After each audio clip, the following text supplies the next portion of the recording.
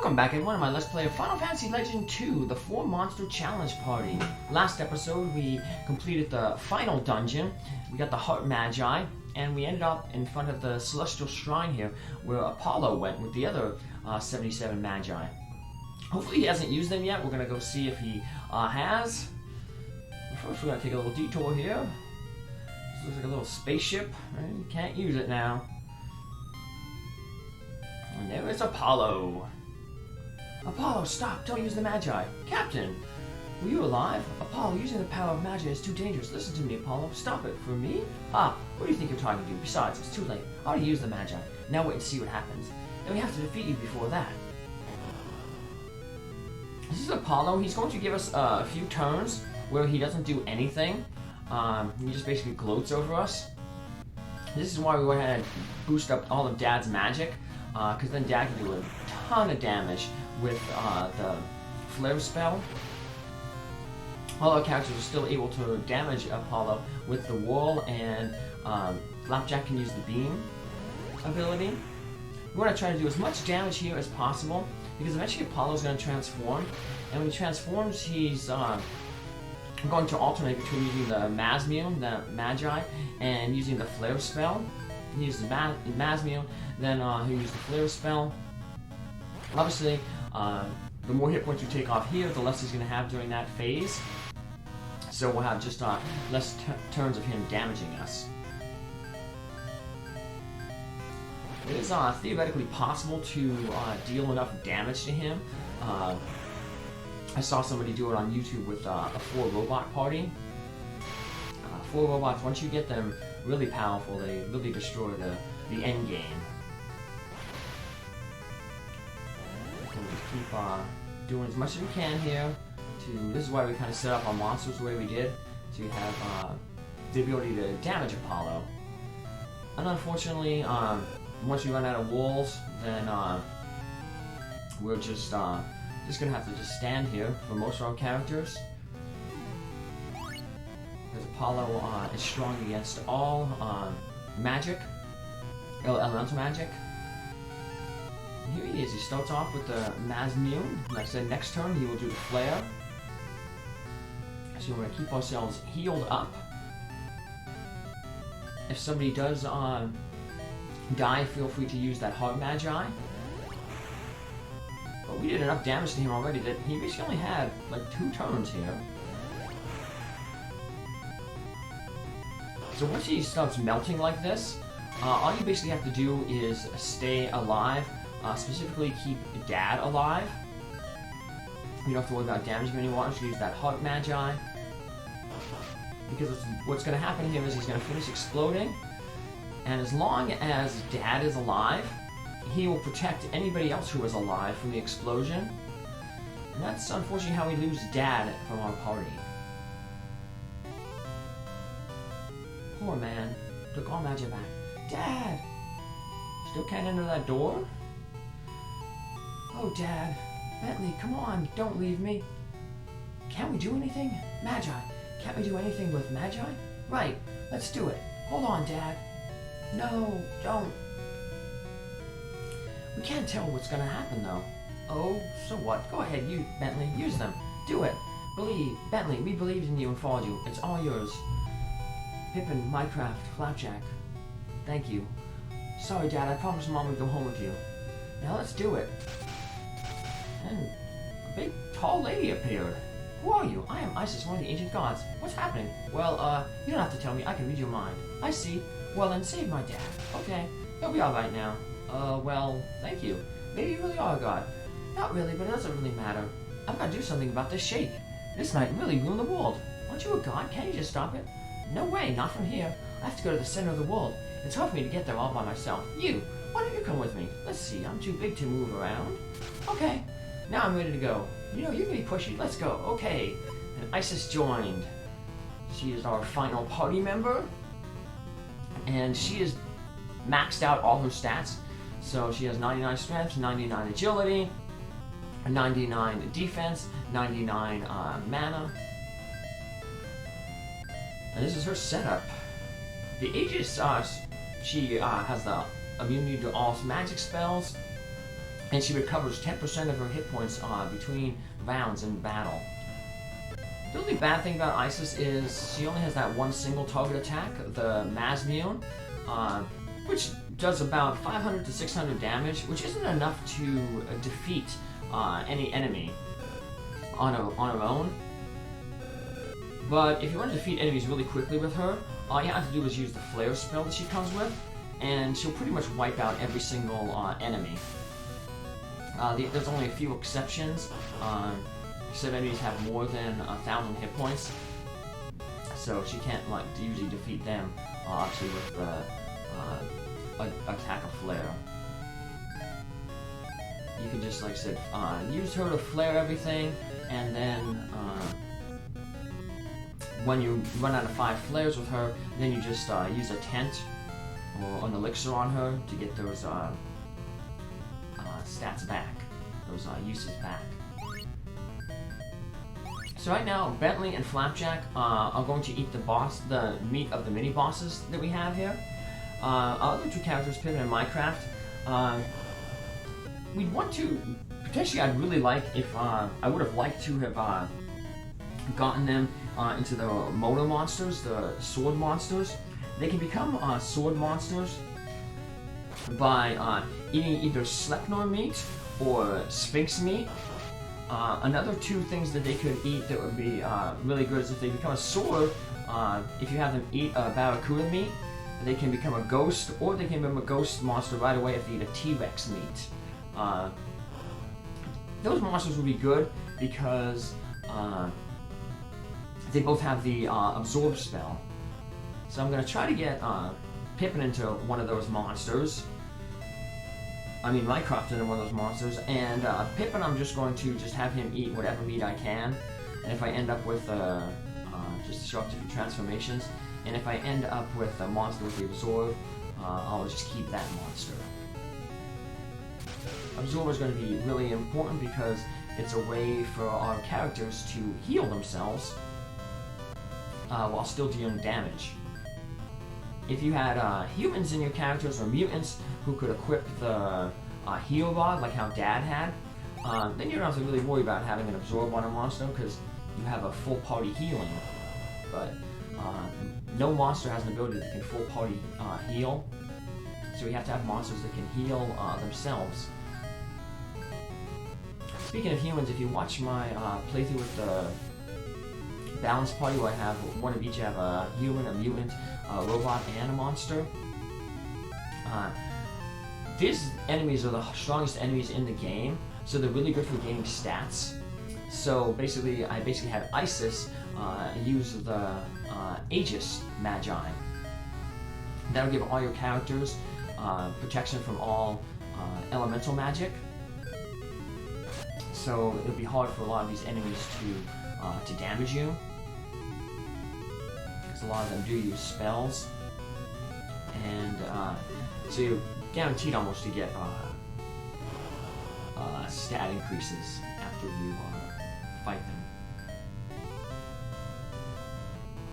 See how Mycroft's doing there? Yeah, a lot of the enemies, like I said, do have spells at this level. So Pippin and Mycroft, they are basically turning into enemies at the same level as these guys. We're going to have 2 mini-bosses though, and that'll transform Bentley and Flapjack into level 10 monsters. You only unfortunately get 2 of those meats. So we'll end the game with 2 level 10 monsters, 2 level 9 monsters. But even when you have a level 10 monster that's more powerful than these monsters, so you still want to have something that has the absorb ability, which is why I have the monster set up the way I do. Because Flapjack will turn into a butterfly, and Mycroft will turn into a plant enemy.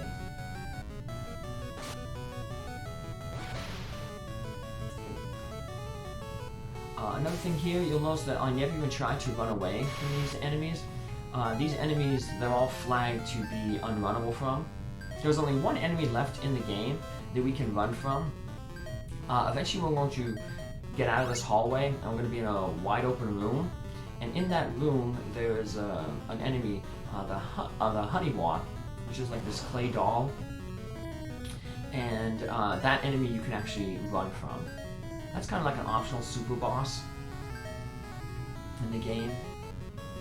It has 10,000 hit points, which is the same as the final boss. It has a recover ability, so it recovers 1,000 hit points every turn, between every turn.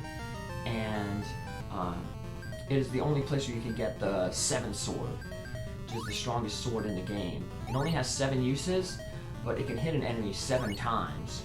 It deals damage based on your strength, and the amount of hits you do on it are based on your agility. So if you're someone with a maxed out strength, maxed out agility, you can do a ton of damage with that 7 sword. In my bonus episode in the playthrough that I do, I show off what the 7 sword is capable of. Because I end up getting quite a few of them. When I was down the thing, maxing out my stats, getting everything to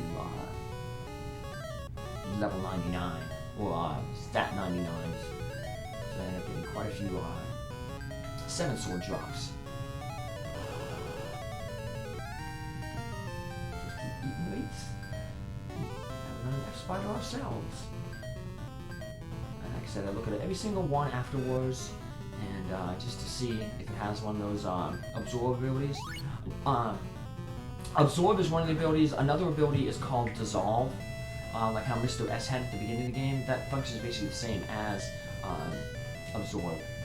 So whenever we run into one of these like little balls here, we're going to save our game and fight them only when we have basically 1.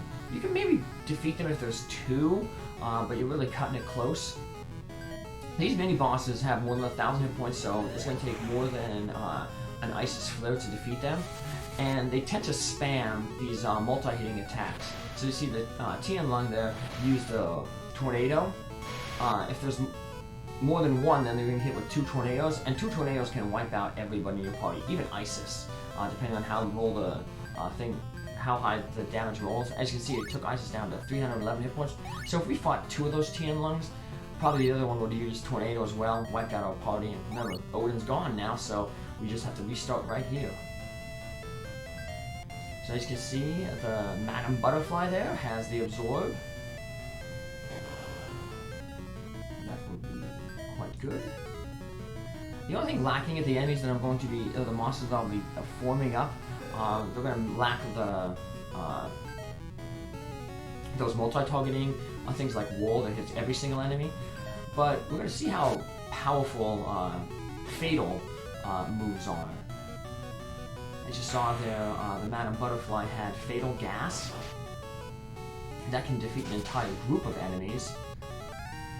The flower that we're going to get, the Dark Rose, also has fatal gas. And then we're going to get a ghost monster, and they have the stone ability. There's quite a few things that can be turned to stone. I guess they didn't like to give a lot of things protection from stone. We were able to turn War Mech into stone. We were able to turn that minion that Apollo attacked us with when we first came to the final wall with stone. If you have stone on a Medusa monster, when you fight Ashura, you can turn Ashura into stone. And Venus is also susceptible to stone. Quite a few bosses, I guess, that's the game's way of giving you an easy out. I was just talking about how good fatal gas is, and I just missed it twice.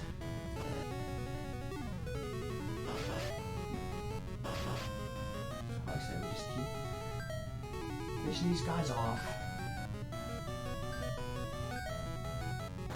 And eventually, like I said, we're going to run into another one of those little circle balls. Same thing, when we get to it, we will save our game.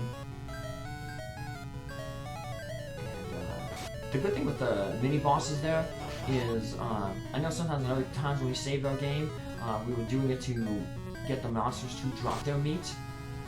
The good thing with those mini bosses is they always drop meat. So you don't have to worry about, you know, resetting, beating them, and then not having them drop meat, and then force yourself to reset it and fight them over and over again. So that's one nice thing. Madam Butterfly has a heal spell there that heals everybody up. King Crab. When I went through with the balance party, the monster I had was, I just always kept it as a crab monster. It was, P was his name, and his mom said that P was always a crabby little guy, so I just named him always a crab monster. Yeah, crab monsters actually are pretty good, especially at the end. They're very defensive, and at the end, they have a multi-hit. They have the tornado spell. And we got an Iron Man. He has a Quake spell. Unfortunately, Quake, while it damages every enemy, there's a lot of enemies that are strong against Quake.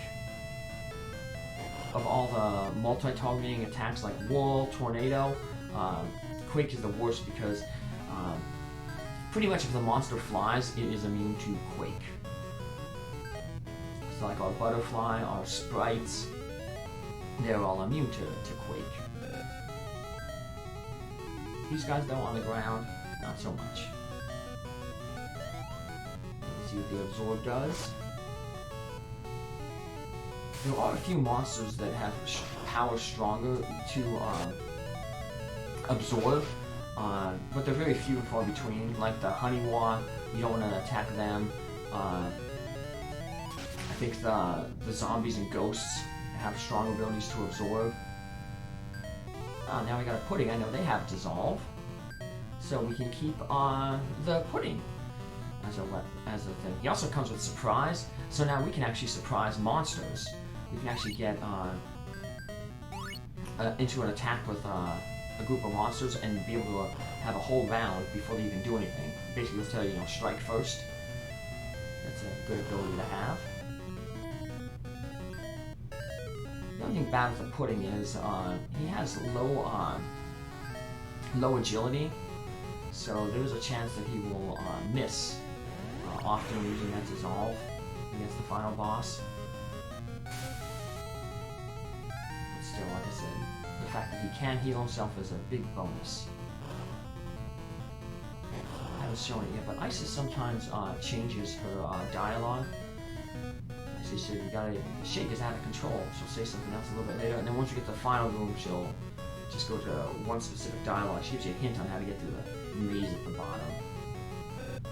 So there's the T-Rex enemy over there on the right. That would be nice to get it to drop meat.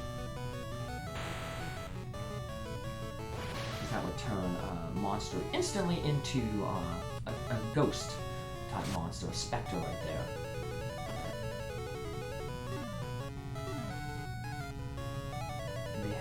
Touch ability, which, like I said, it's just like the Absorb. It steals characters on. It deals damage to a character and restores health based on how much damage you deal. I'm actually going to get a ghost as my final monster with this party, but I'm gonna have to. Unfortunately, this T-Rex does not drop me, so I have to.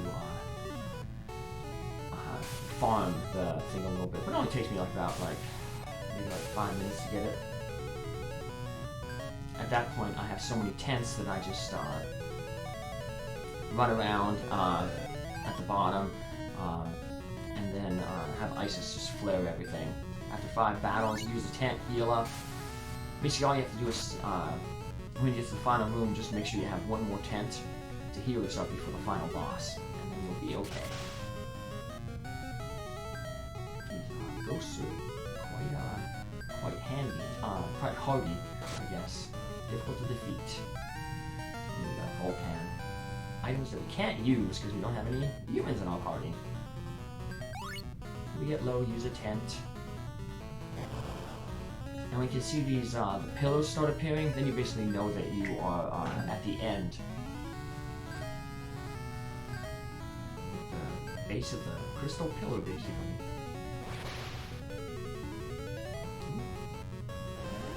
These guys are annoying Garus because they have the tornado ability. So you might just want to just finish them off real quick. And here's our second mini boss. Like I said, we're going to save our game just to be safe. And this is the Fenrir, and there's 2 of them, so we'll just fight them because we got the special attack first. These guys, we want to be careful with them. Unfortunately, they absorb more hit points than us. They have ability stronger to absorb than us, so we don't want to attack them with dissolving type abilities or absorb. Otherwise, we'll say like Fenrir has more power to absorb than, you know, than Flapjack, and it'll actually reverse and steal your hit points. But it's just a little bit of walls and Ice 2 Flaring. We'll be able to finish them off. And like I said, we get that guaranteed meat. And have our Skylar eat it and turns into a Dark Rose. Security system works as an arsenal for when there is an emergency. So here I am, I'm just wandering around. Fighting these guys. I said earlier you can get the T-Rex meat. Dragon meat is also, they're the same family as the T-Rex. T-Rex are the weaker form of the dragon. See the fatal gas look nice there? So this is where we finally get our dragon meat. Fatal gas wolf on the Buddha. We have our sprite eat the dragon meat, and now they turn into a specter, which is the ghost monster, which has the touch ability. Go to the left and head upwards. So yeah, it's a little maze here, but we're gonna solve it by heading to the left and going upward. So that'll be in our next episode. Take care, have a good one. Thanks for following along, and we're gonna finish this playthrough off next episode. Take care, have a good one. Bye.